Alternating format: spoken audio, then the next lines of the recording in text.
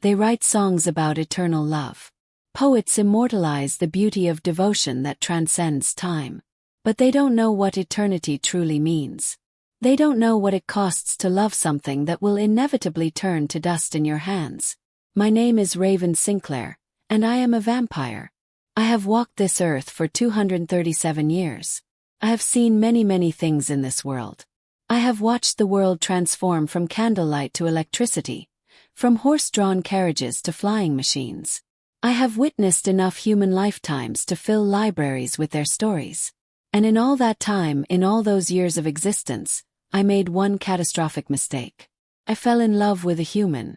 His name is Dashiell Monroe. And loving him is killing me in ways that my immortal body cannot die. I met Dashiell on an October evening in Portland. The rain was doing what it does best in that city, falling in sheets that blurred the boundaries between earth and sky. I was hunting, though not in the way humans imagine. I don't lurk in shadows waiting to pounce on unsuspecting victims. I'm not a monster from their horror films. At least I try not to be.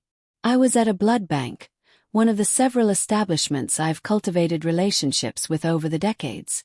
A carefully crafted story about a rare blood disorder, some forged medical documents, and generous donations to their facilities. It's amazing what humans will overlook when you present the right paperwork and enough money. Dashiell was a phlebotomist working the night shift. I remember the exact moment our eyes met. He had been organizing supplies, his dark hair falling across his forehead, lips pressed together in concentration. When he looked up and saw me standing there in my expensive coat, rain still glistening on my shoulders, something shifted in the air between us. His eyes were the color of amber, that warm golden brown that seems to capture sunlight even in the darkest room. Eyes I haven't been able to forget in the 3 years since. "You're here for the pickup?" he asked, his voice carrying a slight rasp that made something in my chest constrict. "Yes," I replied, maintaining the careful distance I keep from all humans. "The usual arrangement." He nodded, disappearing into the back room. I told myself to leave the moment he returned with my order, to take what I needed and vanish back into my carefully constructed isolation. But then he smiled at me. It wasn't a practiced customer service smile. It was genuine, reaching those amber eyes and creating small crinkles at the corners. It was the smile of someone who found unexpected joy in a mundane moment. "Rough night?" he asked, noticing the rain dripping from my coat onto the linoleum floor. "You could say that," I responded, caught off guard by his casual friendliness. "Tell me about it." "It's been pouring for 3 days straight. Sometimes I think Portland is trying to become the new Atlantis." He laughed, and the sound was warm and alive and so beautifully, achingly human. I should have left. Instead, I found myself asking, "Do you believe in Atlantis?" His eyebrows rose in surprise. Then that smile widened. "You know, no one's ever asked me that before. I like to think I do. The world seems like it should have more mystery in it than we give it credit for." "More than you know," I murmured. That was the beginning. I returned to that blood bank every week for the next 2 months, always timing my visits to coincide with Dashiell's shifts. Talk. God, how we talk. He told me about his love for old books, his dream of opening a second-hand bookstore, his belief that the best art comes from understanding pain. "Everyone's broken in some way," he said one night, leaning against the counter after his coworker had gone on break. "I think the trick isn't to pretend we're whole. It's to find someone whose broken pieces fit with ours." I wanted to tell him that my pieces would cut him, that I was broken in ways that couldn't be fixed, that loving me would be like embracing a blade. Instead, I asked him to coffee. The first date was agony. We met at a small cafe near the waterfront, one of those places with mismatched furniture and local art on the walls. Dashiell ordered a cappuccino and a slice of chocolate cake. I ordered black coffee I wouldn't drink and tried not to focus on the pulse point in his throat, the rhythmic proof of his humanity beating just beneath his skin. He talked about his childhood in Montana, about his mother who died when he was 12, about learning to find beauty in temporary things. And all I could think was how temporary he was. How his skin was so thin, so fragile. How easily he could break. "You're staring," he said with a playful smile, catching me watching him. "Sorry," I replied, forcing myself to look away. "You're just interesting." "Interesting," he laughed. "That's either a compliment or the nicest way someone's ever called me weird." "It's a compliment," I assured him, meaning it more than he could possibly understand. He was interesting. He was fascinating. He was everything I had spent 2 centuries trying not to want. When he reached across the table and took my hand, I felt the warmth of his skin against my perpetual coldness. He didn't flinch, didn't pull away. "You're freezing," he observed. "Do you have circulation problems?" "Something like that," I lied. His thumb traced small circles on the back of my hand, and I marveled at how such a simple touch could feel like both salvation and damnation. That night, I went home to my apartment, a spacious loft in the Pearl District with blackout curtains and carefully controlled temperature. I stood in front of the mirror, forcing myself to look at what I was. Pale skin that never flushed with blood. Eyes that shifted from gray to crimson when the hunger became too strong. Canines that could extend to lethal points in milliseconds. Strength that could crush bone like paper. Speed that made me a blur to human perception. I was a predator. He was prey. And I was falling in love with him. The realization terrified me more than anything I had faced in 2 centuries of existence. For 6 months, I tried to maintain the relationship while keeping my secret. It was torture in its purest form. Every date was a careful dance of restraint. Every kiss a test of my control. Every moment of intimacy a reminder of the monster lurking beneath my skin. Dashiell noticed my oddities, of course. How I never ate in front of him. How I avoided going out during the day, always having some excuse about photosensitivity or a demanding night shift job. How my apartment was kept colder than most people found comfortable. How I never let him get too close during moments of passion, always pulling back before things went too far. "Raven," he said one evening as we sat in his small apartment, surrounded by his collection of second-hand books. Are you sick? Is there something you're not telling me?" His amber eyes were filled with concern, with a tenderness that made my dead heart ache in ways I didn't know were possible. This was the moment. Could lie. I could make up some illness, some condition that would explain my strangeness. I could keep hiding behind the carefully constructed facade I had maintained for centuries. Or I could tell him the truth and lose him forever. "I need to show you something," I heard myself say. "But you have to promise me that you'll hear me out before you react." "You're scaring me," he whispered. "Good. You should be scared. Being with me is dangerous, Dashiell. More dangerous than you can imagine." I stood up, moving to the center of the room where the light was best. And then, for the first time in over a century, I let someone see what I really was. I let my eyes shift to crimson. I let my fangs descend. I moved with inhuman speed from one side of the room to the other. I picked up his cast-iron skillet and bent it like it was made of clay. Dashiell pressed himself against the bookshelf, his face pale.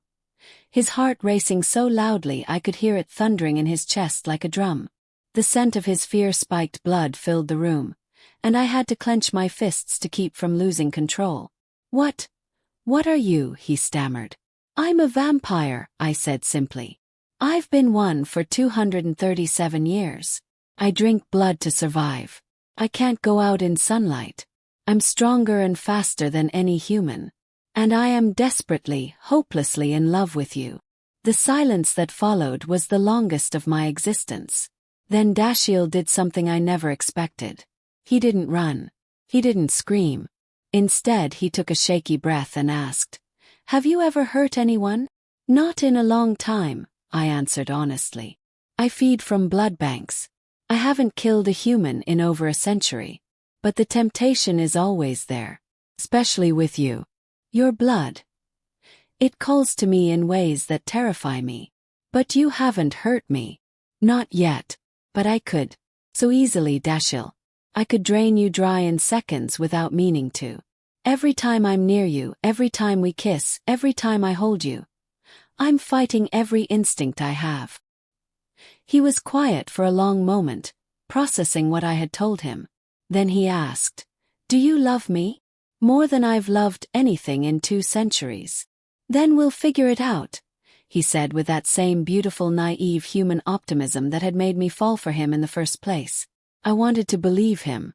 God, how I wanted to believe him. But I had lived long enough to know that love isn't always enough. They say that coming out, being honest about who you are, should feel liberating.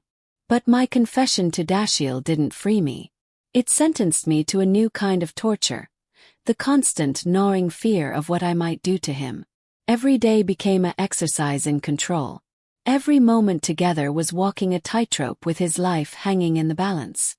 He wanted to be close to me. It was in his nature, warm, affectionate, tactile. He would curl up against me on the couch, his head resting on my chest where no heartbeat echoed. He would kiss me without warning, his blood-warm lips against mine. He would reach for my hand in public, linking our fingers together without fear. And I would be in agony, not from his touch. His touch was heaven. But from the constant awareness of how fragile he was. How easily I could hurt him. How one moment of lost control could end his life. "You're tense," he murmured one night as we lay in his bed. His body pressed against my side. "I'm always tense when we're like this," I admitted. Why? How could I explain it to him? How could I make him understand what it was like to hold something precious when you have the strength to crush diamonds? When your instincts scream at you to bite, to feed, to take what you're hardwired to consume. "Imagine," I said slowly, "that you're holding the most beautiful, delicate glass sculpture ever created. Now imagine that you have to hold it forever, never putting it down, never getting a moment's rest. And imagine that the slightest wrong move, the smallest lapse in concentration, will shatter it into pieces that can never be put back together. That's what it's like touching you." He was quiet for a moment. Then, "I'm not that fragile." "Yes, you are. You're human. You're so incredibly, terrifyingly fragile." To prove my point, I took his hand and placed it against my chest. "Feel that." Nothing. No heartbeat. No breath unless I consciously choose to breathe. "Now feel this." I moved his hand to press against his own chest, where his heart beat strong and steady. That's what separates us. That beating heart. And if I'm not careful, if I lose control for even a second, that heart stops. Forever. I felt him shiver against me, but he didn't pull away. Instead, he intertwined his fingers with mine, holding tight. "Then we'll be careful," he said with infuriating determination. "We'll set boundaries. We'll communicate. We'll figure out what works." He made it sound so simple. But nothing about this was simple. The hardest part, harder than the physical restraint, harder than the constant fear, was the blood. God, his blood. Every human has a unique scent to their blood. It's like a fingerprint, distinct and unmistakable. Some smell bland, forgettable. Some smell unpleasant enough that feeding from them would be a chore. Dashiell's blood smelled like coming home. It was sweet and warm with notes of copper and something I couldn't quite name. Something that made my fangs ache and my throat burn with need every time I was near him. It sang to me, a siren song I had to constantly fight against. The worst moments were when he got hurt. One evening he was cooking dinner in his apartment. He loved to cook for me, even though I could only pick at the food to be polite. He was chopping vegetables when the knife slipped, slicing deep into his palm. The scent of his blood hit me like a physical blow. I was across the room in an instant, pressed against the far wall, my fangs fully extended, my eyes burning crimson. The hunger rose up in me like a tidal wave, drowning out every rational thought, every ounce of love and care. "Feed. Drink. Raven." Dashiell's voice was laced with pain and confusion. "I'm okay, it's just a cut. Can you get me the first aid kit?" I couldn't move. Couldn't speak. Every muscle in my body was locked in a battle between my love for him and my nature as a predator. "Raven." His voice grew concerned now. "Are you okay? Bathroom, I managed to grind out through clenched teeth. Go to the bathroom. Close the door. Don't come out until I tell you. Thank God he listened. He grabbed a towel, wrapped it around his bleeding hand, and moved quickly to the bathroom. I heard the door lock click into place. The moment he was behind that barrier, I fled. I ran from his apartment building at inhuman speed, not stopping until I was miles away in the industrial district. I found a shipping container, deserted and rusted, and I punched the metal wall with enough force to dent it. Again, and again, and again, trying to beat out the hunger, trying to punish myself for nearly losing control, for nearly becoming the monster I swore I'd never be again. When my phone rang an hour later, Dashiell's name lighting up the screen, I almost didn't answer. What could I say? How could I explain that I had nearly killed him over a cooking accident? I'm sorry, I said the moment I picked up. Don't be. His voice was gentle but firm. I knew the risks. I should have been more careful. You shouldn't have to be careful in your own home. You shouldn't have to worry about bleeding around your partner. Raven listened to me. I could hear him taking a deep breath. I've been doing some research. There are coping mechanisms, things we can do to make this easier. Like what? I asked, unable to keep the bitter laugh from my voice. Put you in a plastic bubble. Like me carrying clotting powder. Like keeping my blood sugar up so the scent is less appealing. Like you feeding more frequently so you're never too hungry. Like having a safe word for when you need space. He had been researching. For me. Was. This beautiful, foolish human man had been looking up ways to safely date a vampire. Dashiell. I know it's hard, he interrupted. I know it's dangerous. But I love you. And I'm not giving up on us without trying everything we can. That's when I realized something that made my ancient heart crack. He was braver than I was. This fragile human had more courage than I had accumulated in 2 centuries of existence. I love you too, I whispered. That's what makes this so terrifying. If blood was the most dangerous temptation, physical intimacy was a close second. Dashiell wanted what any person in a relationship wants. Closeness, passion, the physical expression of love. And I wanted to give that to him. God, how I wanted it. But sex with a vampire isn't like human sex. Can't be. The first time we tried, really tried, I nearly broke his wrist by gripping it too hard in a moment of lost control. The bruises lasted for weeks. 5 perfect finger-shaped marks in deep purple and blue. He tried to laugh it off, said it was fine, that he bruised easily. But I saw the wince when he moved his arm wrong. I saw the way he had to explain away the injury to his coworkers. After that, I became almost phobic about touching him. Every caress was measured. Every kiss was carefully controlled. I held myself rigid during intimate moments, more focused on not hurting him than on any pleasure. You're not enjoying this, Dashiell said one night, pulling back from a kiss.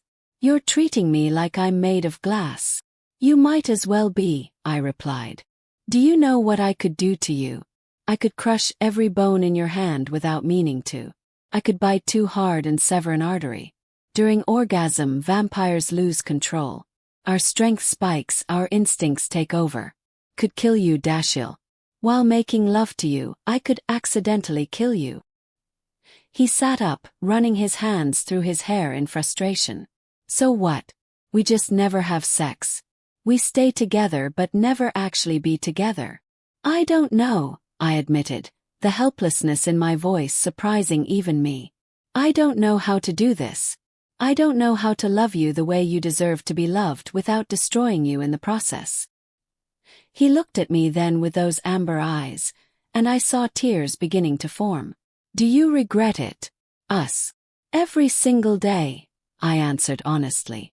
Not because I don't love you, but because loving you is watching a train wreck in slow motion, knowing I'm going to lose you one way or another, and being powerless to stop it. We sat in silence for a long time after that, the space between us feeling like a chasm. Finally, Dashiell spoke. My mom used to say that love isn't about finding someone perfect. It's about finding someone whose imperfections you can live with. Well, your imperfections just happen to include superhuman strength and a taste for blood. And mine include being breakable. But I'd rather have you with all your complications than anyone else in the world. Even if being with me means never having a normal relationship. Raven, I work night shifts at a blood bank and collect vintage horror novels. Normal was never really my style. Despite everything, I laughed. He always could make me laugh, even in the darkest moments.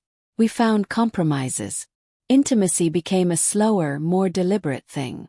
I learned to restrain myself, to channel the intensity into control rather than passion. He learned to guide me, to tell me when things were too much or not enough. It wasn't perfect. It wasn't easy. But it was ours. 1 year became 2. 2 became 3. And with each passing month, I watched Dashiell age while I remained frozen in time. Humans don't think about aging when they're young. Dashiell was 32 when we met, vital and healthy and seemingly immortal in that way young people believe they are. But I saw every change. The tiny lines beginning to form at the corners of his eyes. The single gray hair that appeared one morning in his temple. The way his metabolism slowed. The way his body responded differently to late nights and physical strain. They were small things. Insignificant to most. But to me they were a countdown clock. A reminder that every moment we spent together was one moment closer to losing him. "You're staring at me again," Dashiell said one morning as he got ready for work. "Do I have something on my face?" "No," I replied. You're aging." He paused, his hand halfway to his coffee cup. "That's what humans do, Raven. We age." "I know. I struggled to find the words. "I just see it happening and I can't stop it. Can't slow it down. I can't protect you from time." He came over to where I sat, taking my face in his warm hands. "I'm 35 years old. I'm not exactly ancient. You're 3 years older than when we met. 3 years closer to..." I couldn't finish the sentence. "To dying." He said it so casually without fear. "Raven, everyone dies eventually. Even if I weren't dating a vampire, I'd still get old. I'd still die someday. But I'd rather that someday be never," I whispered. "Do you know what it's like? Knowing that I'm going to watch you age and weaken and fade. Knowing that no matter how careful I am, no matter how much I love you, I can't protect you from the one thing that will definitely take you from me." His thumb brushed across my cheek, and I realized I was crying. Vampires can't cry blood like in the movies, but we can cry. The tears just feel wrong somehow, cold and strange on my unchanging face. "I used to be terrified of dying young," Dashiell admitted. "After my mom died, I was paranoid that I'd go the same way. But then I realized something. She didn't waste the time she had being afraid. She lived. She loved. She experienced everything she could. And when she died, she had no regrets." "I'll have regrets," I said. "When you're gone, I'll have nothing but regrets. I'll regret every moment I held back. Every time I was too afraid to kiss you properly or hold you close or let myself love you completely. And then I'll have eternity to live with those regrets." "Then don't hold back," he said softly. "If our time is limited, let's not waste it being afraid." But he didn't understand. The fear wasn't a choice. It was baked into every fiber of my being. Every instinct screamed at me to protect him. And the cruelest joke was that I couldn't protect him from the most natural thing in the world. On the night of our 3rd anniversary, Dashiell asked me the question I had been dreading. We were at my apartment, sitting on the balcony watching the city lights. He had made dinner, a beautiful pasta dish that he ate while I pretended to pick at mine. We had exchanged gifts. I gave him a first edition Bram Stoker's Dracula. He gave me a silver locket with our pictures in it, laughing about the irony of giving silver to a vampire. It was perfect. Too perfect. I should have known what was coming. "Raven," he said, his voice careful. "Have you ever thought about turning someone? Making them like you?" My blood went cold. Well, colder than usual. "No," I said immediately. "Never." "Why are you asking?" He looked out at the city, not meeting my eyes. I see you struggle with this. With us. And I think about the future, about growing old while you stay the same. And I wonder, would it be easier if I was like you? No. The word came out harsher than I intended. Absolutely not. Why not? He turned to face me now, and I could see he had been thinking about this for a while. We could be together. Really together. I wouldn't be fragile. You wouldn't have to be so afraid all the time. Dashiell, do you have any idea what you're asking? Do you know what becoming a vampire means? You'd have to explain it to me. It means dying, I interrupted. Your human self dies. Your heart stops beating. Your body temperature drops. You become a corpse animated by something dark and hungry. Means never seeing sunlight again. Never tasting real food. Never having children or growing old or experiencing any of the things that make you human. But I'd have you. You'd have a monster. I stood up, unable to sit still anymore. You think I'm like this because I chose it. I was turned against my will, Dashiell. I was 28 years old, walking home from a tavern in Edinburgh, and something came out of the darkness and tore my throat open. I woke up 3 days later craving blood and terrified of sunlight. I didn't get a choice. He was quiet for a moment. But if you could go back, if you could choose, would you do it differently? In a heartbeat. Or rather, in the heartbeat I no longer have. But then you wouldn't have met me. Exactly, I said. And you would have had a chance at a normal life. A normal relationship. Someone who doesn't flinch every time you cut yourself shaving. Someone who can take you to brunch or walk on the beach at noon or have a family with you. Someone who won't watch you age while they stay forever frozen at 30. Tears were streaming down his face now. So what? We just accept that this has an expiration date. We wait for me to get old and die while you move on to the next century like I never existed. I will never move on from you, I said fiercely, kneeling in front of him and taking his hands. When you're gone, you'll take the best part of me with you. I'll spend the rest of my existence remembering you, mourning you, and being grateful that I got to love you at all. That's not enough, he sobbed. For me, that's not enough. I know, I whispered. And I'm sorry. I'm so sorry. But I love you too much to condemn you to this existence. I love you too much to take away your humanity. Even if it means losing you. We held each other that night, both crying, both knowing that we had reached a fundamental impasse. He wanted forever. I wanted him to have a life. And there was no compromise that would give us both. The fight, when it finally came, was about something small. That's how it always is, isn't it? The big issues simmer underneath. And then something trivial brings everything to the surface. Dashiell wanted to introduce me to his sister. She was visiting from Montana, and he was excited for us to meet. He talked about it for days. How Marlo would love me, how she'd been asking to meet the mysterious partner he kept mentioning, how important it was to him that the two most important people in his life knew each other. And I said no. What do you mean no? He stared at me in disbelief. Raven, she's my sister. My only family. Exactly, I replied. She's your family. She's important to you. And I can't. Can't what? Have a meal with her. Pretend to be a normal person for a few hours. I can't get close to another person you love. The words exploded out of me. Don't you understand? Every person in your life that I meet, every connection I make, is another relationship I'll have to mourn when you're gone. It's not just losing you, Dashiell. It's losing everyone you'll ever make me care about. He looked at me like I had slapped him. So what, you just want to keep me isolated? Keep our relationship in this weird little bubble where nothing is real? I want to protect myself. Shot back. I want to be able to survive when you inevitably leave me, whether by choice or by death.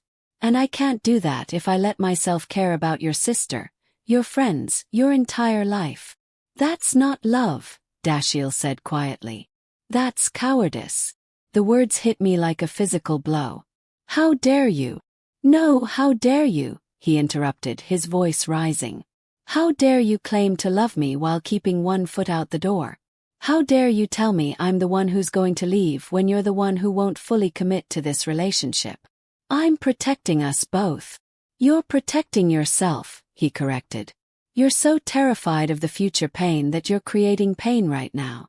You're so afraid of losing me that you won't let yourself really have me. Do you know how that feels?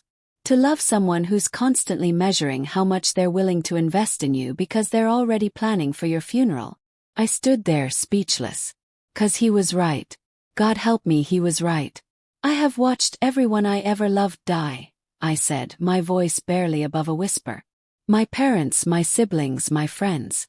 Every single person I allowed myself to care about has turned to dust. Do you know what that does to a person?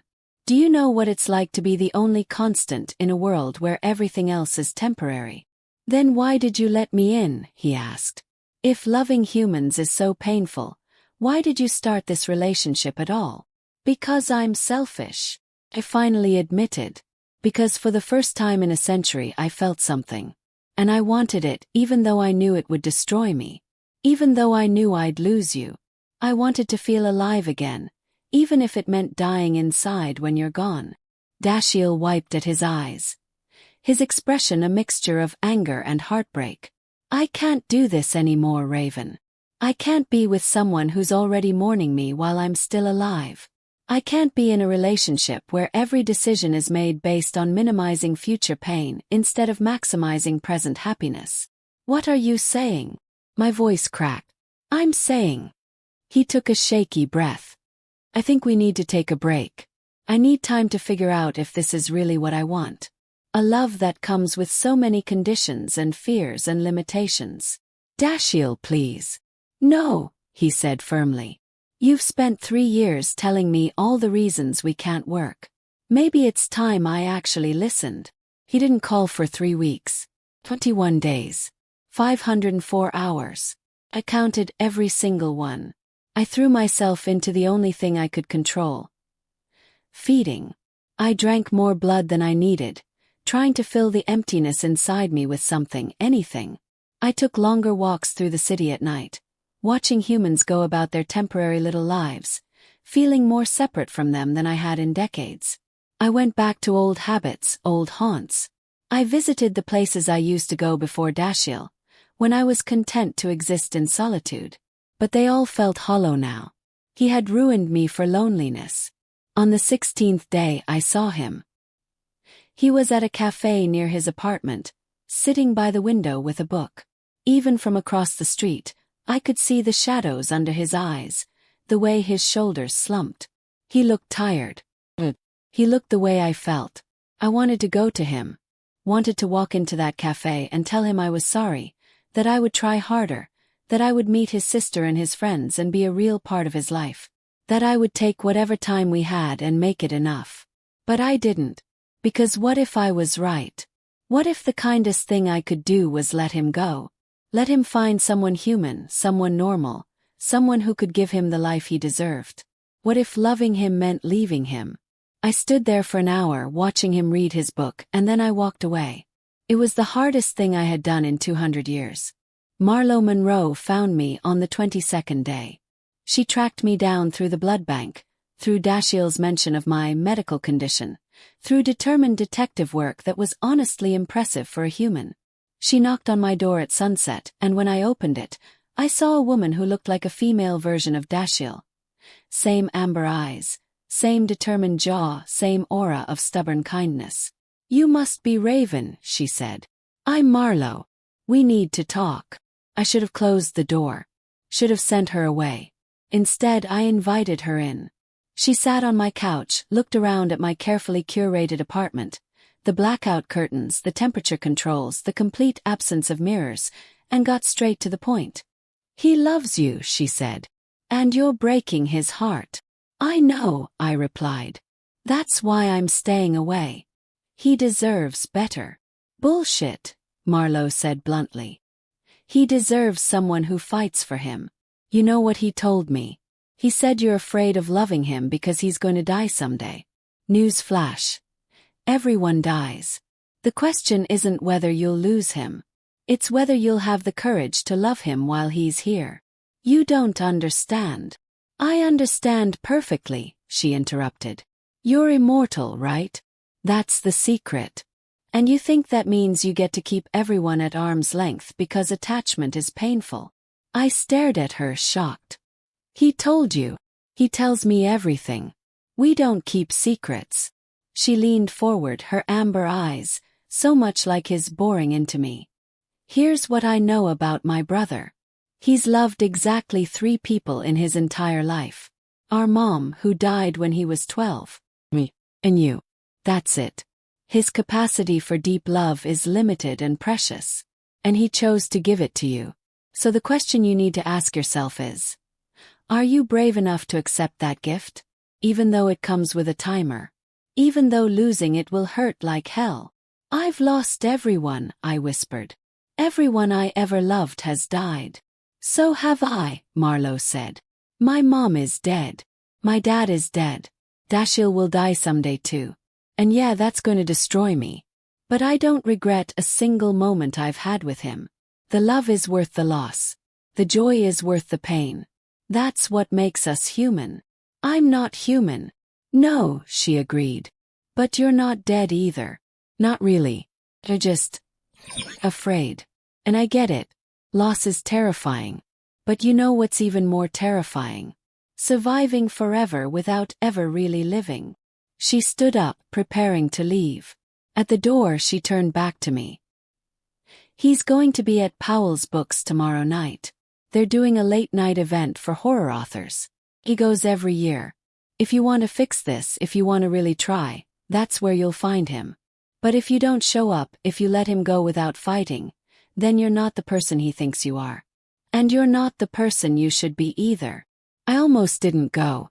I stood outside my apartment for an hour after sunset, fighting with myself. The rational part of my brain listed all the reasons to stay away. All the ways this could go wrong. All the inevitable pain waiting at the end of this road. But then I thought about what Marlowe had said. About living versus surviving. About the courage it takes to love something temporary. I thought about Dashiell's smile. His laugh. The way he looked at me like I was something miraculous instead of monstrous. And I realized that I had spent 2 centuries surviving. Maybe it was time to try living. Powell's City of Books was packed with people. The smell of paper and coffee and humanity filling the air. I found Dashiell in the horror section, of course. Browsing a shelf of vintage paperbacks with lurid covers. He looked up as I approached, and the expression that crossed his face was complicated. Oh, fear. Uncertainty. Hi, I said, feeling more nervous than I had in a century. Hi, he replied. We stood there in awkward silence for a moment, surrounded by books about monsters and the people who loved them. The irony wasn't lost on me. I've been an idiot, I finally said. No, worse than an idiot. I've been a coward. Raven. Let me finish, I interrupted gently. Please. I've been rehearsing this for 3 weeks, and if I don't say it now, I might lose my nerve. He nodded, and I took a deep breath I didn't need. You were right. About all of it. I've been so focused on the ending that I haven't been present for the story. I've been so afraid of losing you that I haven't let myself really have you. And that's not fair to either of us. I met your sister, I continued. She's terrifying, by the way. Very protective of you. A small smile tugged at his lips. That sounds like Marlowe. She made me realize something. I've been thinking about this all wrong. I've been seeing your mortality as a flaw, a problem to be managed or avoided. But your mortality is part of what makes you who you are. Your time is limited, so you fill it with books and laughter and joy. You love fiercely because you know it won't last forever. You're kind and brave and beautiful because you understand how precious every moment is. Tears were forming in his eyes now, and I reached out to gently wipe one away. I can't promise you forever, I said. But I can promise you now. I can promise to meet your sister, to be part of your life, to let myself love you completely even though I know it will hurt when I lose you. Because you're right. That pain is the price of admission for this kind of love. And you're worth it. What about the other stuff, he asked. The fear of hurting me. The blood thing. All the complications. We'll figure it out, I said, echoing his words from years ago. We'll set boundaries. We'll be careful. We'll communicate. It won't be easy, and I'll probably still panic when you cut yourself cooking. But I'll try. I'll really, genuinely try to not let fear run our relationship. Dashiell set down the book he'd been holding and took both my hands in his. Are you sure? Because I can't go through another break like this. If we're going to do this, we're all in. I'm all in, I said. For however long we have. I'm all in. He kissed me then, right there in the horror section of Powell's books, surrounded by stories of monsters and the humans brave enough to love them. And for the first time in 3 years, I let myself kiss him back without holding anything in reserve. I love you, he whispered against my lips. Even though you're a dramatic vampire who overthinks everything. I love you too, I replied. Even though you're a reckless human who makes terrible decisions. Like dating a vampire. He laughed, and the sound was like sunlight, something I could never touch but could still bask in the warmth of.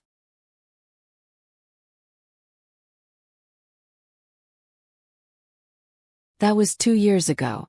Tonight, as I write this, Dashiell is sleeping in our bed. Yes, our bed in the apartment we now share. He's 37 now, and I can see the years accumulating in small ways.